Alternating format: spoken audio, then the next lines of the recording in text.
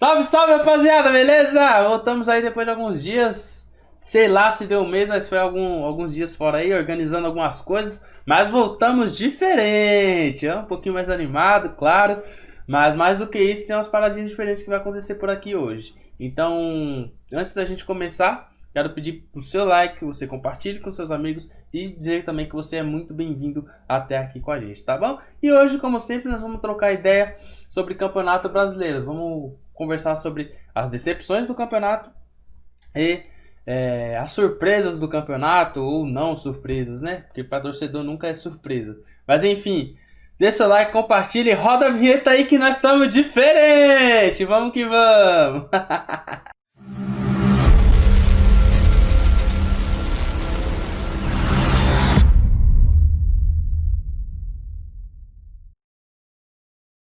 Então, rapaziada, agora tendo aquela postura mais séria, tentando mais ser esportista do que qualquer outra coisa que você pensar, a gente vai começar a falar sobre alguns times que pra mim eu vou colocar três surpresas e três decepções dentro do campeonato. Eu vou começar por uma decepção que pra mim é o Atlético Mineiro, cara. O Atlético Mineiro, apesar de estar ali no bolo ainda, tá ali naquela briga, tá ali naquele top 6 que ainda tem alguma possibilidade de título, que na minha opinião são só três times que tem possibilidade de título. O Atlético Mineiro ele vem desde o início do campeonato somente jogando o Campeonato Brasileiro, cara. E se a gente pensar no investimento que o Atlético fez, trazendo o Sampaoli, contratou o Keno, o Vargas agora, recentemente, dentre outros jogadores, o Johan parece que eles vão ficar em definitivo agora porque tem feito um bom final de campeonato aí nos últimos jogos. O Atlético Mineiro, por tudo que representou, pelo tanto que gastou, principalmente, hoje ele me decepciona, cara, porque não é um time que tem uma constância, que consegue ter, pegar uma sequência legal e fazer pontos, sei lá, de engatar umas 4, 5 vitórias seguidas. O Atlético Mineiro não dá essa consistência, essa confiança pro seu torcedor e pra a gente que também acompanha o futebol. Então o Atlético Mineiro precisa melhorar muito a parte técnica do seu time ainda e pensar em saltos maiores. Também acredito que esse Atlético Mineiro tenha um planejamento mais a longo prazo, apesar de ter gasto muito dinheiro agora recentemente. É um Atlético Mineiro que talvez para esse ano de 2021, os próximos campeonatos que vão começar, talvez flua mais do que para esse campeonato em si. Claro, isso depende muito da manutenção do técnico, de alguns outros reforços que sim o Atlético Mineiro precisa, mas eu acredito que para essa temporada, pelo que se representou, pelo tanto que gastou, por estar somente dentro do Campeonato Brasileiro praticamente desde o começo, cara, ele foi eliminado cedo da Copa do Brasil também. O Atlético Mineiro ele me decepcionou porque quando pega os times menores, tipo, menores não, mais fracos, como pegou o Vasco nesse final de semana, tomou um vareio e beleza, o jogo acabou 3-2, perdeu o pênalti no começo, perdeu, mas são pontos que realmente fazem falta. Então, por essa inconstância, para mim o Atlético Mineiro ele me decepciona, apesar de eu acreditar nesse trabalho do Atlético Mineiro mais a longo prazo, certo? E uma surpresa boa para alguns, tristes para outros, o Corinthians, cara. O Corinthians é uma surpresa boa dentro do Campeonato Brasileiro, porque é um time que veio desacreditado, né, desde a época do Thiago Nunes. O Thiago Nunes realmente não fez um bom trabalho no Corinthians, inclusive acho que ele se queimou um pouco. Se precipitou também em trocar o Atlético Paranaense pelo Corinthians. Tudo bem que o Atlético Paranaense também desmontou todo o time, teve punições e tudo mais, não pôde contratar. Mas eu acho que ele deu um salto na carreira errado. A exemplo do Rogério Ceni também, que a gente vai conversar daqui a pouco. Mas enfim, não vamos entrar somente no mérito do técnico. O Corinthians, o que importa para o Corinthians é que o Corinthians melhorou, contratou. Claro que a chegada de alguns jogadores junto com o Wagner Mancini melhorou muito o time, como o Casares, o Fábio Santos, o Gemerson, que agora recentemente começou a jogar, e o... esqueci o nome do batedor de falta lá que veio do Atlético, cara. Enfim, aquele camarada lá, ele, eles melhoraram muito a qualidade do Corinthians. E o Corinthians Era um time que não fazia pontos, que não tinha uma constância, que não tinha um padrão tático de jogo. O Mancini conseguiu resolver essas situações, conseguiu filtrar esses caras do Corinthians, Fagner, Cássio, enfim, conseguiu blindar inclusive o Cássio, que estava sendo muito criticado. Então o Corinthians ele melhorou demais, tanto que engatou uma sequência de vitórias muito boa, se não me engano foram 4 ou 5 vitórias, não sei. E o único ponto fora da curva foi o Palmeiras, porque o Palmeiras é realmente o time mais forte, mais pronto e mais preparado mesmo do que o time do Corinthians. Então, quando o Corinthians tem pegado os times mais fracos também, vamos lá, exemplo, Sport, Goiás, enfim, esses times, até o Fluminense, eu acho que sim, é mais fraco do que o Corinthians. Inclusive o Internacional eu acho mais fraco que o Corinthians, cara. Tecnicamente. É bem polêmico isso, mas enfim. Eu acredito que o Corinthians ele conseguiu encaixar bons jogos, bons pontos, que fez o time, inclusive, sonhar com a Libertadores, cara. E eu vou falar pra vocês, não tá difícil de chegar nessa Libertadores, porque se a gente fazer uma análise de confrontos das finais, Palmeiras e Santos fazem a final da Libertadores. Então, dependendo de onde esses times terminar, se terminar ali naquele entre os seis, né, entre o primeiro e o sexto, abre mais uma vaga abaixo, então abre a sétima vaga. E tem Palmeiras e Grêmio na Copa do Brasil também, dependendo de onde eles terminar, abre mais uma vaga. Então tem possibilidades grandes de ter a sétima e a oitava vaga disponível para aquela pré-Libertadores lá. Então não acho difícil o Corinthians chegar até essa Libertadores aí. E claro, muito mérito do Corinthians por ter arrumado a casinha, arrumado algumas coisas. Mancini está de parabéns, porque chegou desacreditado. É um técnico, na verdade, que coleciona alguns rebaixamentos, tanto que gerou alguns memes, né, algumas piadas no começo, mas o Corinthians conseguiu se ajustar e para mim é uma grata surpresa aí dentro desse campeonato brasileiro. Grata surpresa, principalmente por torcedor corintiano, né? Pra gente que é rival, a gente, né, vamos ser sinceros, a gente que é torcedor não fica muito feliz com essa situação, não, mas pela grandeza do clube a gente fica feliz sim, pela evolução que teve e acredito que eu também torço muito para que o Vasco tenha essa evolução, o próximo disso, tanto que o Corinthians teve aí dentro desse campeonato, beleza? Então o Corinthians está de parabéns pela evolução que teve dentro do campeonato. E a gente vai começar a falar sobre o Flamengo, cara. O Flamengo. O Flamengo ia ganhar tudo. O Flamengo é o melhor time do Brasil. É sim o melhor time do Brasil. É o melhor elenco do Brasil, com certeza, não tem dúvidas. Mas o Flamengo realmente se perdeu, cara, nessa temporada. Se perdeu. Parece que tá indo num buraco sem fundo, tá olhando fixo para aquele buraco e não consegue se resolver o que quer do campeonato. O Flamengo, cara, é um time muito inconstante, muito mal preparado. Não sei se tem alguma rixa dentro de vestiário, não sei se tudo que ganharam gerou incômodo. Gerou incômodo não, gerou um cômodo, né? Um comodismo entre os jogadores, de tipo, ganhamos tudo, agora vamos ficar suavão, vamos ficar relax. Fato é que o Flamengo decepcionou, cara. Independente se for campeão brasileiro ou não, tem chance. Acho que é um dos 3 times que tem chance de ser campeão brasileiro ainda, o Flamengo. Apesar de ser um time que patina demais. Então, sinceramente, eu não vejo o Flamengo com essa força toda. Tanto que não assusta mais ninguém, literalmente ninguém. E também é um time que não consegue ter uma sequência. Exemplo do Atlético Mineiro, não consegue ter uma sequência legal de vitórias, cara. E eu vou ser sincero pra vocês, o que eu acho do Rogério Ceni. Eu acho sim que ele é bom treinador, eu acho que ele é um cara que tava em ascensão no Fortaleza, mas ele sempre dá um passo a mais errado na carreira dele, na minha opinião. Acho que se ele terminasse a temporada dele com o Fortaleza, seria muito mais positivo para ele do que dar esse passo que é gigantesco sim na carreira dele. Ele fez isso com o Cruzeiro e agora fez isso com o Flamengo. Então, sei lá, o Flamengo realmente me decepcionou.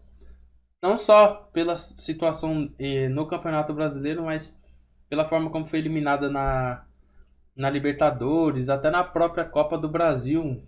Tomou 2 vareios pro São Paulo.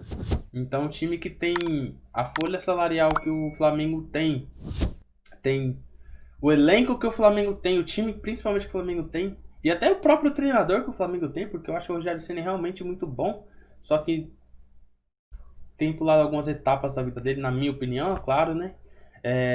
Eu acredito que o Flamengo ele me decepcionou demais esse ano, e não só a gente que não é torcedor do Flamengo. Inclusive, o torcedor do Flamengo acho que é o mais afetado dessa história toda, né? Então, o Flamengo precisa se reencontrar. Jesus não vai voltar, Flamengo. Esquece que o Jesus não vai voltar.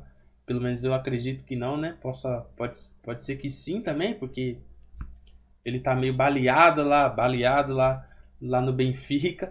Então, eu acredito que esse Flamengo ainda possa sim disputar esse título, mas a exemplo do Atlético Mineiro, o Atlético Mineiro eu descarto, eu não coloco o Atlético Mineiro nesse bolo. O Flamengo ele pode sim, mas precisa se ajustar rápido o quanto antes, e o Rogério Ceni precisa abrir os olhos para algumas coisas, porque na minha opinião, o Gabigol não é titular, Gabi, enfim, da forma que ele preferia ir. Não acho ele um craque, inclusive Gabigol, você não é craque. Coloca isso na sua cabeça, você é um jogador normal, mediano. A nível do futebol brasileiro você é bom sim, mas você é o Gabriel, cara. Você é o Gabigol e só. Você não é um craque, você não é um Cristiano Ronaldo. E o Pedro, pra mim, é muito mais jogador do que ele, inclusive. Acho que é mais finalizador. Teve mais utilidade pro clube esse ano do que o próprio Gabriel Barbosa. E não é pra criticar o Gabriel, falar que ele é ridículo, de ruim, não. É alguma coisa construtiva, porque eu acho ele um pouco marrento e tudo mais. E aquela zaga do Flamengo não se encaixou com o Gustavo Henrique, ele insiste em alguns jogos.